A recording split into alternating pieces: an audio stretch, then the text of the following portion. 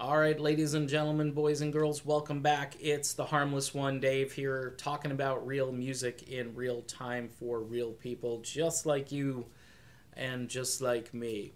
Well, there's been another AC/DC affiliated sighting, this time engineer Mike Frazier, who I believe has helped out on the last two AC/DC records, both of which I think are fantastic albums. And again, if you don't have them in your collection, you should go out and grab them, rock or bust. And my personal favorite, Black Ice, I think for my money, Black Ice is probably the best album since Razor's Edge, or even maybe for those about to rock. I mean, it's really that great of an album.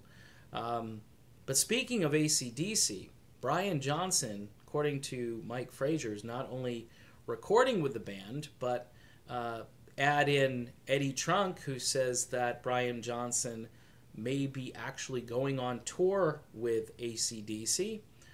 There's been nothing said about his hearing issues. He had to, of course, abandon the last tour and have Axl Rose come in to kind of bail the band out. Again, I'm not a fan of the whole Axl DC concept. I think that was a term I coined, and I noticed a few people picked up on it because it flows nicely. I think if you maybe renamed the band Axl DC, it might work. But look, you got two just very iconic singers, Brian Johnson, Bon Scott. I mean, lightning struck once, I guess you'd say.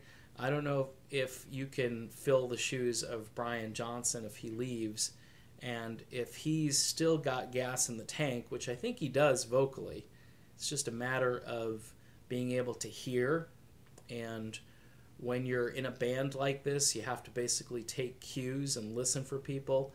And if you can't hear them, you're not going to be in sync with the music.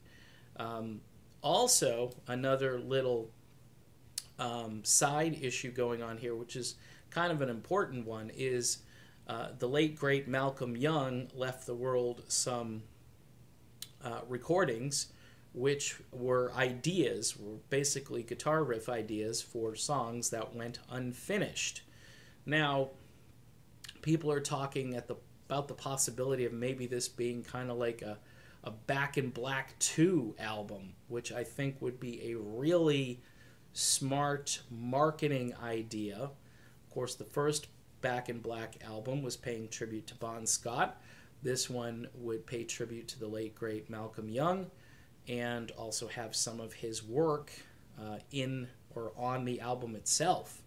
I think that would be an amazing idea. And, it's tough to put a label, because then people will compare and basically say, how dare you put Back in Black on this when there's only one Back in Black. And that's why, had Meatloaf did Bat Outta Hell Part 2. And I think AC/DC could certainly do Back in Black Part 2. And I think fans would get it because it's a tribute to Malcolm Young, and he's every bit as worthy of a tribute as was Bon Scott. The other kind of cool thing here is Phil Rudd is back in the fold as the drummer. He is a weird, crazy guy, Phil Rudd. If you look at some of the stuff he was doing and why the band kind of booted him out, it is kind of interesting how he's back. Maybe he's on probation. I don't know. But it's good to have him back because he was with the band since, the mid-1970s and has come and gone, and he's back. And it's just good to have him in there, and I think he'll help sell tickets because fans like to see traditional band members who have been with the band for years coming back to the fold. So the rumors, I think it's going to be a tour, obviously an album, a tour, and we're going to see a pretty solid lineup here, and possibly maybe a second version of Back in Black, or who knows what they'll actually call the album. But I think it would be a really smart idea to do Back in Black Part 2. So some speculation here, some rumors, all of this in one fantastic video for you. So don't forget to help me out over on Patreon. If you haven't subscribed, I'm only looking for $1 a month. It's a great way to communicate with me too, because you can send messages and I will answer them, and we'll have a friendly dialogue, and I won't get trolled and all that fun stuff. And if I get trolled over there, it's pretty easy to just take out the spray can and use the troll remover spray, and it tends to work pretty good over there.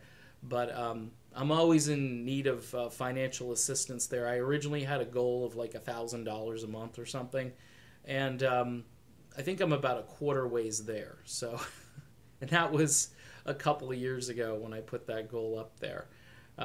YouTube, things aren't too bad on YouTube. They're kind of just leveled off. It could be better, it could be worse, but you know, the channel continues to grow, and I appreciate everybody who keeps subscribing, because I'm just a guy talking about music in real time. So, see you next time. Take care. Have a good day.